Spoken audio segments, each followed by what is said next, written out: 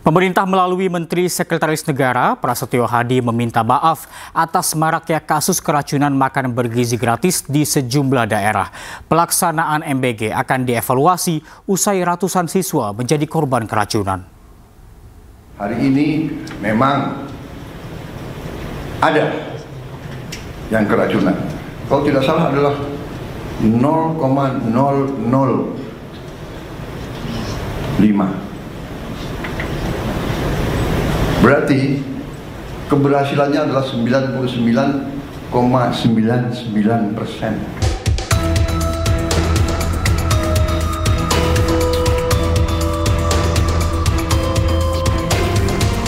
214 siswa dan guru dari sekolah TK, SD, SMP hingga SMA di Kota Bogor, Jawa Barat keracunan usai mengonsumsi menu makan bergizi gratis. Puluhan diantaranya dirawat di rumah sakit. Sementara wadah dan sampel makanan masih diuji di laboratorium untuk mengetahui sumber penyebab keracunan. Pemerintah melalui Menteri Sekretaris Negara Prasetyo Hadi meminta maaf atas maraknya kasus keracunan MBG. Pemerintah akan mengevaluasi pelaksanaan MBG secara menyeluruh. Ada beberapa hal. Yang pertama tentu kita mengevaluasi pelaksanaan selama 5 bulan. Ya. Ada catatan-catatan kecil, kejadian-kejadian yang pertama tentu mewakili pemerintah kami memohon maaf yang sebesar-besarnya. Nah, dan kemudian menjadikan kejadian-kejadian tersebut sebagai catatan perbaikan ke depan. Nah, kita berkomitmen tadi untuk tidak boleh lagi ada kejadian yang terulang. Sebelumnya, dalam kurun waktu 1 bulan terakhir, kasus keracunan MBG terjadi di sejumlah daerah. Di antaranya di Pali, Sumatera Selatan, serta di Cianjur dan Bandung, Jawa Barat. Ratusan siswa mengalami gejala sakit kepala, muntah-muntah, dan diare. Bahkan akibat kasus keracunan ini, banyak siswa yang trauma sehingga takut menyantap menu MBG yang dibagikan. Tim Liputan iNews melaporkan. Pemirsa, siswa yang diduga keracunan makan bergizi gratis terjadi di sejumlah daerah. Dan berikut data keracunan MBG yang terjadi di sejumlah daerah. Pada bulan Januari 2025, keracunan terjadi di 2 daerah berbeda. Di Nunukan, Kalimantan Utara, 30 siswa SD dan SMA mengalami diare serta mual usai mengonsumsi ayam kecap yang menjadi menu MBG di sekolah. Sementara di Sukoharjo, Jawa Tengah, ada 40 siswa SD yang mengalami mual dan muntah setelah menyantap menu dengan ayam yang berbau tak segar. Di Sumba Timur, Nusa Tenggara Timur, 29 siswa mengeluh mual, muntah dan pusing serta sakit perut usai menyantap hidangan MBG. Di Pandeglang, Banten, 28 siswa SD juga mengalami gejala keracunan. Di Takalar, Sulawesi Selatan, 12 siswa di 3 sekolah dasar mengalami mual, muntah, dan pusing usai menyantap menu MBG. Kasus paling banyak terjadi pada bulan April. 60 siswa SD di Batang, Jawa Tengah alami mual dan sakit perut. Kasus paling banyak terjadi di Jawa Barat, 165 siswa SMP dan SMA alami gejala keracunan. Di Bombana, Sulawesi Tenggara, 60 siswa alami gejala keracunan usai mencium bau tak sedap dari paket MBG. 342 siswa SMP di Kota Bandung keracunan setelah mengonsumsi paket MBG. Di Tasikmalaya, 400 siswa TK, SD hingga SMP alami gejala keracunan. Di bulan Mei, 121 siswa PAUD dan SMA di Kabupaten Penukal Aba, Plematang Ilir, Sumatera Selatan keracunan. Hasil penyelidikan sementara penyebabnya adalah makanan dimasak lebih awal. Dan terbaru, 210 siswa TK hingga SMA di Bogor alami gejala keracunan, puluhan diantaranya dirawat di rumah sakit. Tim Liputan iNews melaporkan.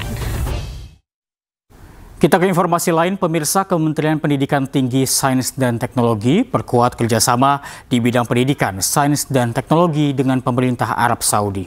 Pertemuan ini dihadiri 10 rektor perguruan tinggi terkemuka tanah air.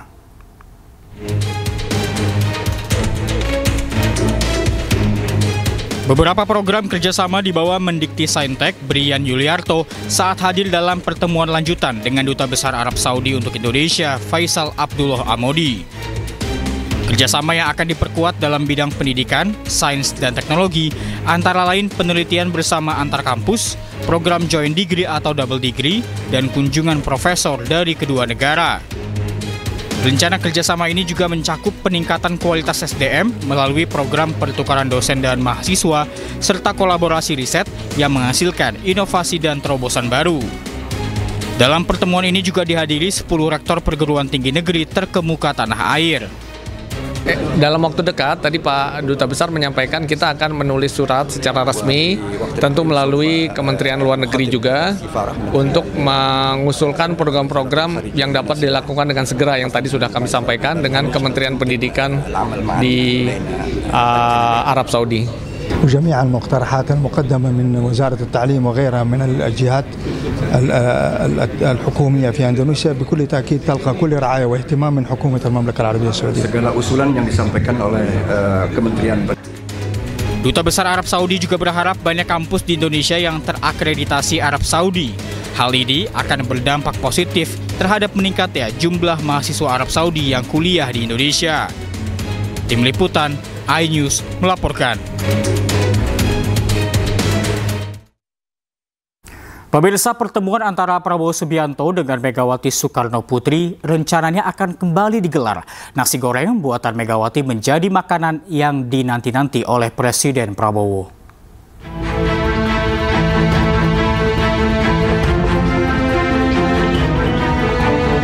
Nasi goreng menjadi salah satu perekat hubungan Presiden Prabowo dan Megawati. Menteri Sekretaris Negara Prasetyo Hadi juga tak membantah saat rencana pertemuan keduanya. Mensesnek juga menyebut Prabowo kangen nasi goreng buatan Megawati.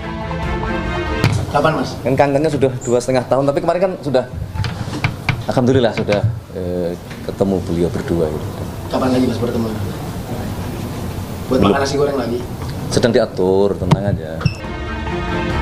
Presiden kelima RI Megawati Soekarno Putri juga sempat berkelakar tentang Presiden Prabowo yang memintanya untuk dimasakkan nasi goreng. Saya jelek-jelek ini, kalau saya daftar sebagai chef, pasti diterima. Betul. Itu gak bohong loh. Ya gimana aja dong, masa aku udah presiden kelima, udah gitu ketua umum partai, terus suruh masakin, masak-masak, terus kasih kamu, ya enggak lah. Masa masakin buat kalian. Yang masih nanyain telus tuh tahu nggak sobo? Rahasia ya. Siapa? Ayo, presiden bolak-balik nanya, kapan aku dibikinin nasi goreng Mbak ya?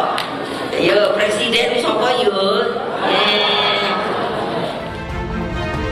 Presiden Prabowo pertama kali mencicipi nasi goreng buatan Megawati pada 24 Juli 2019 saat ia bersilaturahmi pasca Pilpres ke kediaman Megawati di Teguh Umar, Jakarta. Tim Liputan, iNews melaporkan. Wakil Presiden Gibran Rakebuming Raka kembali berbicara soal hilirisasi dan masa depan Indonesia. Apa saja yang dibahas? Jangan kemana-mana, tetaplah di Pemimpin Rakyat.